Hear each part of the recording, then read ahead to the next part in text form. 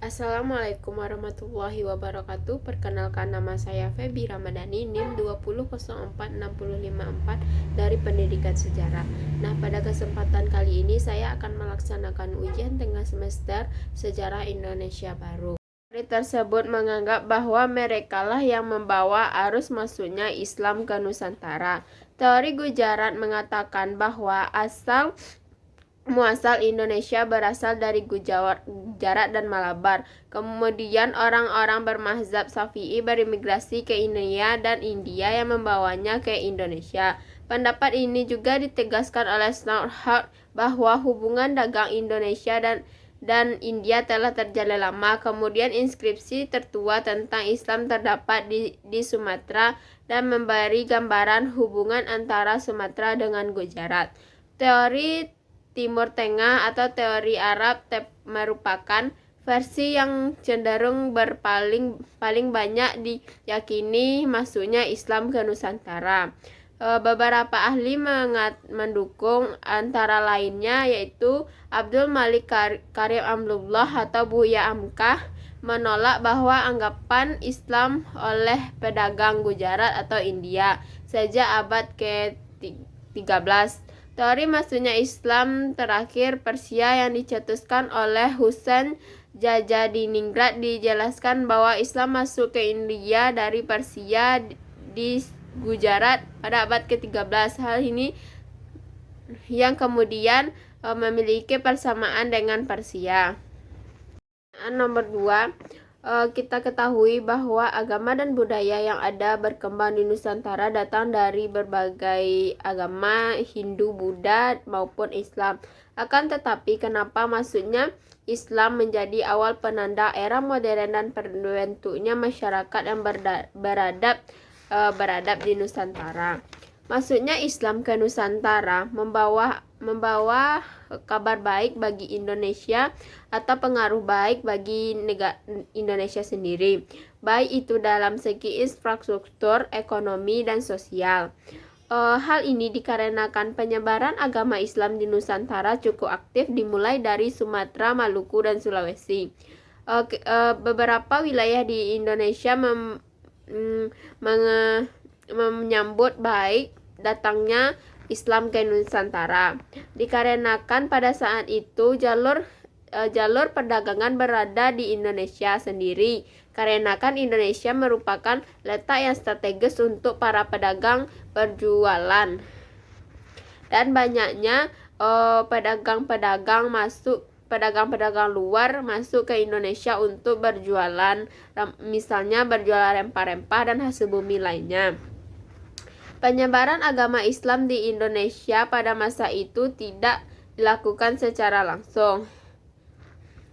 Dalam bidang politik membawa pengaruh bagi Indonesia, mengatakan bahwa Nusantara memasuki masa keemasan pada saat Islam dianut oleh penduduk masyarakatnya, dan juga kemunculan Islam menciptakan tatanan kehidupan baru, khususnya masyarakat yang beradab dengan pemikiran baru, cita-cita baru, dan kebudayaan baru. Penyebaran dan perkembangan Islam Nusantara sangat dipengaruhi oleh kesetaraan dalam ilmu politik, fasilitas, dan jaminan finansial. Pertanyaan nomor 3, kemunduran Samudra Pasai dan awal munculnya Kerajaan Malaka. Kemunduran Samudra Pasai disebabkan oleh keruntuhan Kerajaan Samudra Pasai karena permasalahan internal dan eksternal. Faktor internalnya yaitu perang saudara yang ada pada Kerajaan Samudra Pasai, dan faktor eksternalnya karena kedatangan Portugis ke Nusantara, serta kemunduran Samudra Pasai karena persaingan dengan Kesultanan Aceh.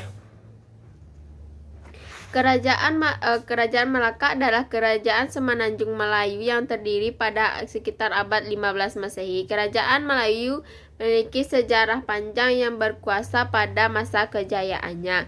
Kerajaan Malaka dengan Kerajaan Nusantara. Kerajaan Malaka memeluk kepercayaan Islam sehingga disebut juga dengan Kesultanan Malaka. Pusat pemerintahan Kesultanan Malaka berada di Melaka yang saat ini menjadi wilayah dari Malaysia. Asal mula berdirinya Kesultanan Malaka berawal dari buntut serangan Kerajaan Majapahit di akhir abad ke-14 yang sedang melakukan ekspansi hingga ke Singapura. Nomor 4. Apa yang menyebabkan Kerajaan Aceh menjadi kerajaan yang terbesar di Asia Tenggara? Kerajaan Aceh memiliki wilayah yang luas. Selain itu juga mampu melakukan perdagangan ke wilayah Cina, India, Gujarat, dan Timur Tengah, sampai ke Turki. Selama 20 tahun, Sultan Iskandar Muda, pendiri sekaligus Sultan pertama Kerajaan Aceh, mampu menekankan perdagangan orang-orang Eropa. Sultan Iskandar Muda juga berhasil menerobos jalur perdagangan Portugis mulai dari Selat Malaka sampai ke Teluk Persia. Beberapa faktor pendukung Kerajaan Aceh berkembang dengan pesat. Yang pertama, letak ibu kota Aceh strategis di pintu gerbang pelayaran dari India dan Timur Tengah yang akan ke Malaka, Cina, atau Jawa. Yang kedua, pelabuhan Aceh Olele memiliki persyaratan baik sebagai pelabuhan dagang. Pelabuhan itu terlindungi dari ombak-ombak besar. Daerah Aceh kaya tanaman lada sebagai mata dagang ekspor yang penting dalam mengadakan perdagangan internasional. Jatuhnya Malaka ke Portugis menyebabkan pedagang Islam banyak yang singgah ke Aceh, apalagi setelah jalur pelayaran beralih melalui perpanjangan Sumatera Barat. Pertanyaan nomor 5. Berikan analisis saudara terhadap pertanyaan Profesor Aziumardi Azra tentang makalah Jalur Rempah dan Kosmopolitan Intelektualisme Islam. Yang pertanyaannya, apakah Islam bakal terjebak dalam ambisi RCC terjadi Sutra Maritim? Secara historis, gagasan jalur sutra maritim tidak didukung kenyataan yang pernah ada. Jalur rempah tidak pernah secara substansius melibatkan sutra. Rempah-rempah tetap menjadi bagian terbesar perdagangan sepanjang jalur rempah sejak dari Kepulauan Maluku melintas laut dan Selat Kepulauan Nusantara sampai kemudian melintas Laut India dan Laut Merah sampai Laut Tengah dan pesisir Yunani di kawasan Eropa. Jalur sutra maritim jika terrealisasi melibatkan 60 negara.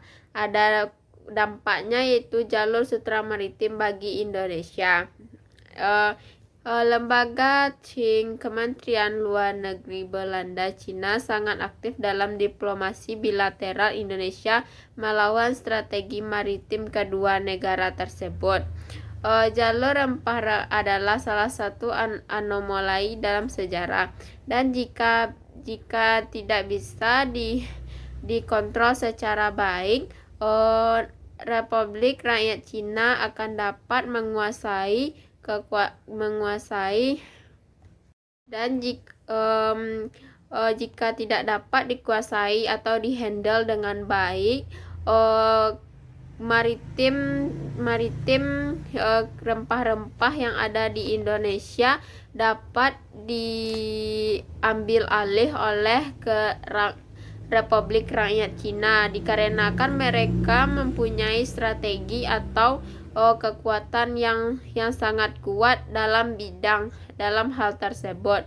Oleh karena itu, kita sebagai rakyat Indonesia harus mampu menjaga dan mengamankan agar kekayaan yang sudah kita miliki tidak dirampas oleh orang lain dan tidak terjadinya penjajahan kedua kalinya.